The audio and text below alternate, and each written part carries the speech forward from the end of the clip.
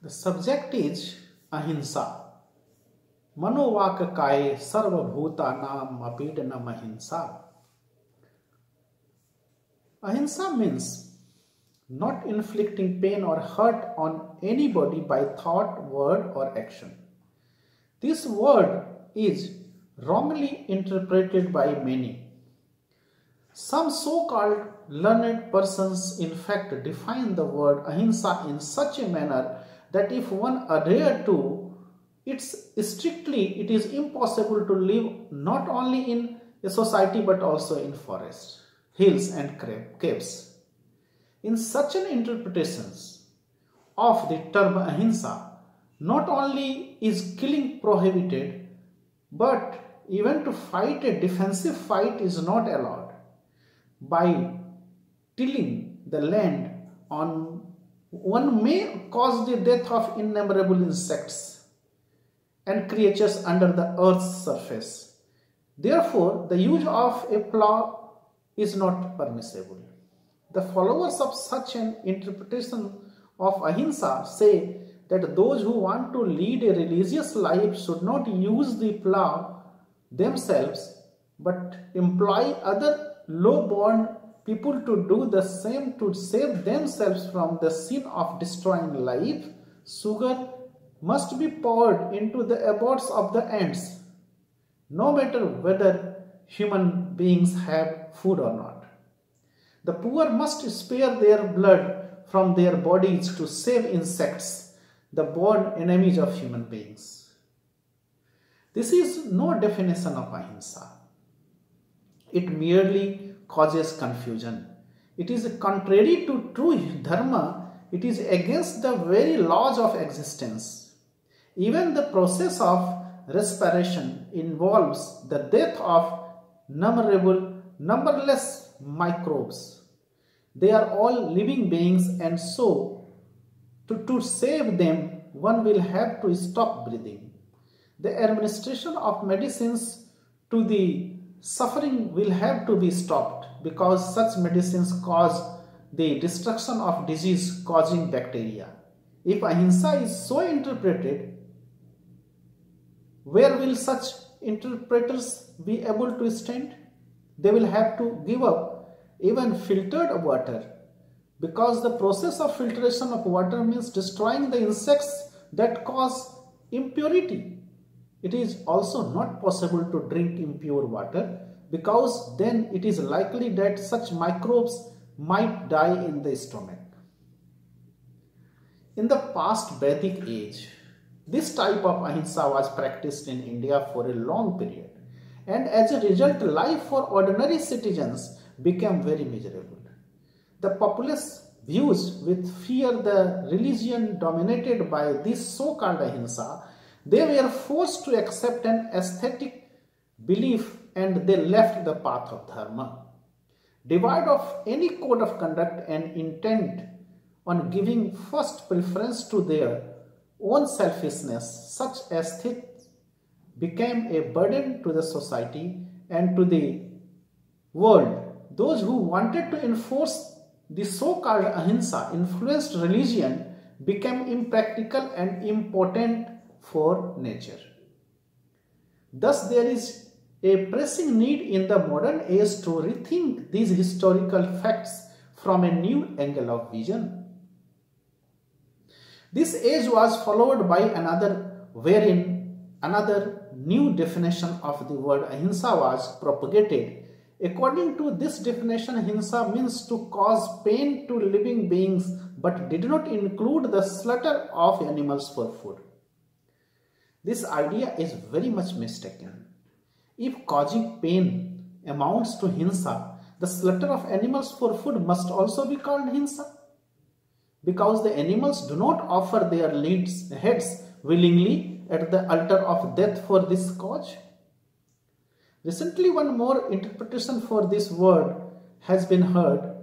It somewhat resembles that second definition described earlier, but it even lacks the simplicity or sincerity of that interpretation. According to the interpretation, ahimsa means non-violence or non-application of force.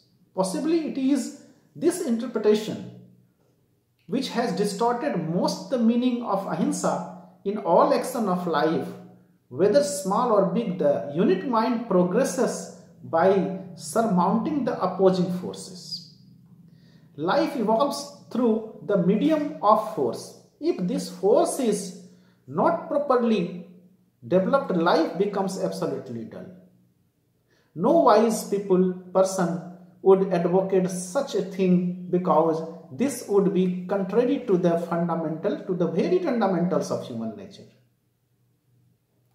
The champions of non-violence, so-called ahimsa, had therefore to adopt hypocrisy and falsehood whenever they seek to use this so-called ahimsa for their purposes. If the people of one country conquer another country by brute force, the people of the defeated nation must use force to regain their freedom. Such a use of force may be crude or subtle, and as a result, both the body and mind of the conquerors may be hurt. When there is any application of force, it cannot be called non-violence. Is it not violence if you hurt a person not by your hands but by some other indirect means? Is the boycott movement against a particular nation not violence? Therefore, I say that those who interpret non-violence and ahimsa to be synonymous have to repeatedly resort to hypocrisy to justify their actions. The army or people or police are necessary for administration of a country. If these organizations do not use force even in case of necessity, their existence will be of no meaning. The mark of so-called ahimsa or non-violence on a bullet does not make the bullet non-violent. Those who are not adequately equipped to oppose an evildoer should make every endeavor to gain power and then make the proper use of this power. In the absence of ability to resist evil, and in the absence of even an effort to acquire such ability, declaring oneself to be non-violence in order to hide one's weaknesses before the opponent may serve a political end, but it will not protect the sanctity of righteousness. The meaning of the word ahimsa in the sphere of sadhana has already been explained. According to its correct meaning, one will have to guide one's conduct carefully to ensure that one's thought or actions cause pain to nobody and are unjust to none. Any thought or action with the intention of causing harm to someone else amounts to ahimsa. The existence of life implies destruction of certain lower forms, no matter whether there is intention of doing harm or not. The process of respiration kills thousands of millions of protoplasmic cells. Whether one knows it or not, in every action, such living cells are dying and being destroyed. The use of prophylactics means destructions of millions of disease-carrying germs. The crop-eating insects, parasites, mosquitoes, bugs, spiders, etc. are also being killed in innumerable ways. This is necessary to maintain one's livelihood. It is not with the intention of causing pain to them. Such acts also therefore cannot be called as ahimsa. They are to be done for self-defense. As a result of clash and cohesion within the physical structure of every entity, and also for the maintenance of structural solidity at every moment, a process of formation and deformation is always taking place. Rice is obtained from paddy. Is there no life in paddy? Paddy can sprout. It is also capable of reproduction. For the preservation of the physical body, you prepare rice by killing the paddy. Do you have any intention to harm anybody while preparing rice? It is thus seen that life depends on other forms of life for its very existence. There is no question of ahimsa or ahimsa here. If this is conceived as ahimsa, living beings will have to subsist on bricks and sand and stone. Even breathing will have to be stopped, or one will have to commit suicide. It is However, very necessary to remember two things in respect of edibles. First, as far as possible, articles of food must be selected from among those items in which development of consciousness is comparatively little. That is, if vegetables are available, animals should not be slaughtered. Secondly, under all circumstances, before killing any animal having developed or underdeveloped consciousness, it must be considered whether it is possible to live in a healthy body without taking such lives. The human body is constituted of innumerable living cells. These cells develop and grow with the help of similar living entities. The nature of your living cells will be formed in accordance with the type of food you take. Ultimately, all this together will affect your mind to some extent. If the cells of the human body grow on rotten and bad smelling food or on the fresh flesh of animals in which mean tendencies predominate, it is but natural that the mind will have a tendency of meanness. The policy of eating without due consideration whatever is available cannot be supported in any case. Even though there may not be any question of Hinsa or Ahimsa, it should not be your policy to do what you wish. You must perform actions after due thought for continued subsistence. A policy will have to be adopted for taking food. Otherwise, it will be against the code of aparigraha. What aparigraha means will be explained later. Hinsa and the use of force are not identical. Sometimes the use of force may result in Hinsa even though there is no thought in the mind to cause pain. When the pressure of circumstances compels the use of force against certain individuals resulting in Hinsa, such individuals are termed as atatayi in Sanskrit. Kshetra dara paharicha Sastradhari Dhanapaha Agni Dagra Daschaiva Sadete Hatyataina. Anyone who, by the use of brute force, wants to take possession of your property, abducts your wife, comes with a weapon to murder you, wants to snatch away your wealth, sets fire to your house or wants to take life by administering poison is called an atatayi.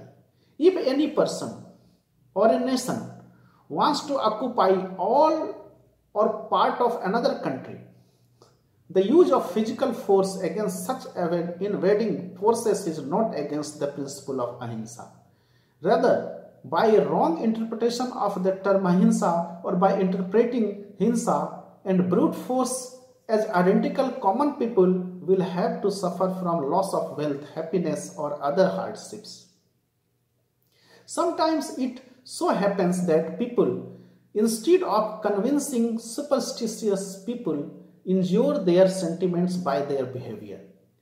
A perusal of history shows that the antagonists of idolatry have on many occasions destroyed beautiful temples which were unique examples of architecture. They destroyed the beautiful images which represented the expressions of sculptural art. All these acts are extremely violent because they cause severe pain to the idolaters, and consequently the idol worshippers adopt an obstinate attitude towards idols even though they are fully convinced that idol worship is futile. As a result, not only in the spiritual progress of the idol worshippers hampered, but the progress of the whole human society is retarded. It is worth nothing that even if any country, all the people without exception give up idolatry, the spiritual aspirants who follow the principles of brahmacharya will preserve images carefully in museums out of appreciation for sculpture and aesthetics taste. They will not destroy these beautiful works in any circumstances. Destroying a work of art also results in the destruction of the sense of subtle appreciation, and this is in no way proper. While the mind is still attached to religious or sectarian signs or submits to superstitious rituals, it remains engrossed in crude objects. Any crude method to prevent such sectarian superstitious will cause reactions in the mind, and this will hamper sadhana. The best course, therefore, is to help these persons to expand their minds by means of Brahma Bhavana, cosmic ideation, and only in that case will they be able to give up superstitious easily. The principle of Ahimsa, one of the aspects of Brahma sadhana, must have been clearly understood now. Let us now consider whether parents punishing a child amounts to hinsa or ahimsa. No, it is not hinsa, because there is no intention of causing harm or pain at all. The purpose of such punishment is not to make the child shed tears.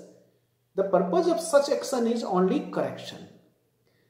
Whether it is a thief or a robber or a gentleman or a friend or anybody else, any action with a true spirit of rectification cannot be termed as hinsa, no matter how harsh it may seem.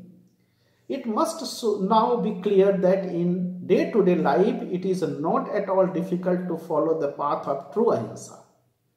Taking meat as food is harmful in hot countries, especially where vegetables are available in abundance.